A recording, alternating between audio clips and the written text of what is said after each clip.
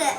எப்பவுமே லைட் போட்டணும், ஆஃப் பண்ணிடணும். அதே மாதிரி நம்ம தண்ணியை வேஸ்ட் பண்ணக்கூடாது. ஸோ இந்த லெசனை நீங்கள் என்ன கற்றுக்கிட்டீங்க?